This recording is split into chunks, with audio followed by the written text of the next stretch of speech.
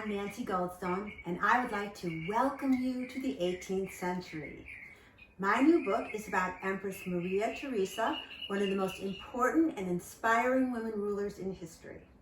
When she was only 23 years old, pregnant, untrained, untested, her father suddenly died, and she succeeded to all of his property, which included the thrones of Austria, Hungary, Bohemia, and the overlordship of Belgium, Flanders, Germany, and large parts of Italy.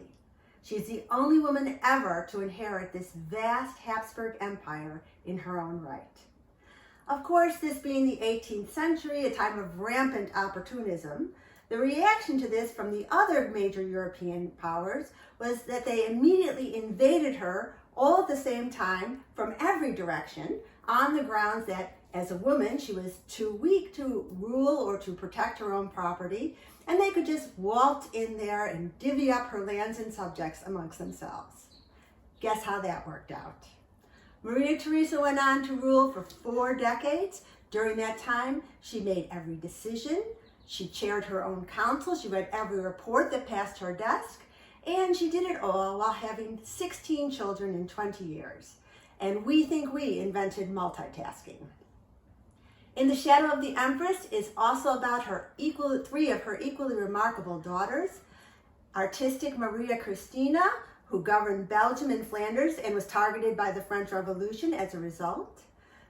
The incredibly courageous Maria Carolina, Queen of Naples, my personal favorite, who ushered her kingdom into its golden age, only to then have to face the seemingly invincible Napoleon, the greatest military genius of all time.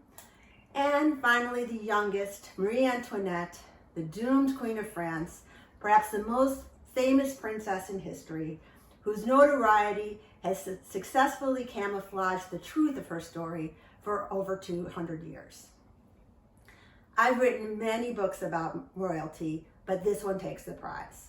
This story has everything: romance, intrigue, scandal, art, high fashion, big hair, George Washington, the American Revolution, the French Revolution, the Great Voltaire, the hopelessly amoral, double-dealing, wisecracking Frederick the Great, 2 beautiful 19-year-old lesbian princesses, an hilarious con involving perhaps the ugliest necklace ever to bring down a monarchy, and, in my opinion, hands down the most useless monarch, Ferdinand, King of Naples, to ever grace the pages of a history book.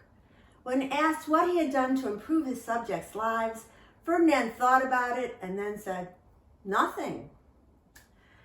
I can't tell you how much fun I had researching this book and meeting this amazing cast of characters, and I only hope you enjoy reading it half as much as I loved writing it.